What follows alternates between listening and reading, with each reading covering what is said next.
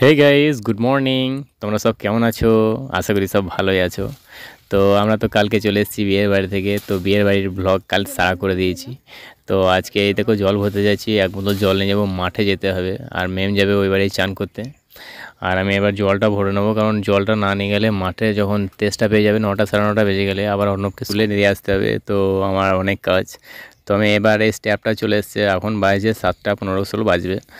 তো এই সময় আমি ট্যাপ থেকে জলটা ভরি, কারণ ট্যাপের জল বেশিক্ষণ দেয় না, তো যেটুকু দেয় 1.5 ঘন্টা। তো 8 সাড়ে 8টাতেও কোনদিন পালায়, 8টাতেও পালায়, 9টাতেও পালায়। তো তার জন্য আমি আগে ভরে নিয়েছি। তো এরপরে যে দুটো মুড়ি খেয়ে নেবো, চা খেয়ে নেবো। তো আজ এমনিতেই উঠতে দেরি হয়ে গেছে, কারণ এই 3 দিন যে ঘুম হয়নি, বিয়ের বাড়িতে ছিলাম। আর বিয়ের বাড়িতে মশারি না থাকলে আমি ঘুমাতে পারি না। তো এই 2 দিন মশারি পাইনি, পাখা পেয়েছি, ফ্যান পেয়েছি, কিন্তু মশারিটা পাইনি। তো ঘুম হয়নি।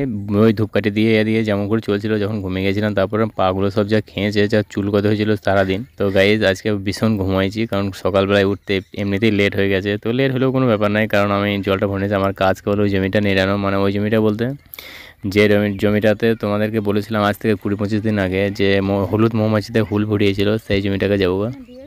তো সেই জমিতে কিছুটা নিড়ানো আছে, বেশি নাই। তো যাই আছে ওটাকে করে দেবো গা। বাবা গেছে দুধ দিতে সমিতিতে, দুধটা দিয়েই চলে আসবে। আর আমি এই মাত্রই বেরোবো, কারণ না বেরোলে আমি একটু আগে যাই। তো আমি একটু আগে গেলে বা 0.5 ঘন্টা আগে হলে পরে খুব ভালো হয়, কারণ এসে ফার্মের যে লিটারগুলো আছে ওগুলো সব বের করতে হবে, অনেক কাজ পড়ে গেছে। এবার এই এখনকার মতন এই পর্যন্তই, আবার পরের ব্লগে দেখা হবে। বাই বাই, টাটা, সব ভালো থাকবেন।